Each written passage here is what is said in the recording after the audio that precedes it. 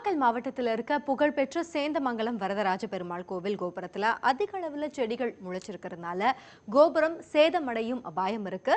இது குறித்த ஒரு செய்தி தொகுப்பு. நாமக்கல் மாவட்டம் சேந்தமங்கலத்தில் பிரசித்தி பெற்ற வரதராஜ பெருமாள் கோவில் உள்ளது.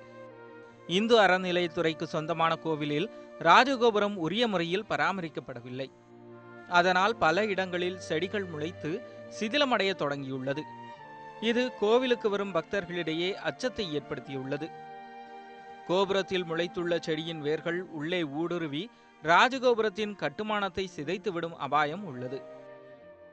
கிட்டத்தட்ட 600 ஆண்டுகள் பழமை வாய்ந்த இந்த பெருமாள் கோவிலுடைய கோபுரம் இன்று சிதிலமடைகின்ற சூழ்நிலையில் செடிகள்லாம் முளைத்து எப்பொழுது வேண்டுமானாலும் கீழே விழும் என்கின்ற நிலையில் இருக்கின்றது. அதனை இந்த கோயில் நிர்வாகம் உடனடியாக தலையிட்டு அதனை மறுசீரமைப்பு செய்து கும்பாபிஷேகம் நடத்த வேண்டிய பொறுப்பும் கட்டாயமும் உள்ளது என்பதை தெரிவித்துக் கொள்கின்றேன். கோவில் உள்பகுதியில் உள்ள கோபுரத்திலும் செடிகள் முளைத்துள்ளன.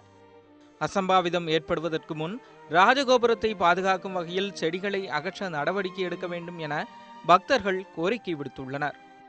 ராஜகோபுரத்தில் இருக்கிற சிற்பங்கள் எல்லாமே மிகவும் சிதலமடைந்து அந்த பெயிண்ட்லாம் ரொம்ப ஃபேடாகிருக்கு. அதனால் இந்த என்ன செய்யணும்னா 30 வருஷத்துக்கு மேலே ஆகிறதுனால இது இந்து சமய ஆட்சித்துறைக்கு கீழே கட்டுப்பட்டு இருக்கிற இந்த திருக்கோயிலுங்கிறதுனால இந்த கோயிலுடைய திருப்பணிகளை விரைந்து முடிக்கிறதுக்கு உரிய நடவடிக்கைகளை இந்து சமய ஆட்சித்துறை எடுக்கணும்.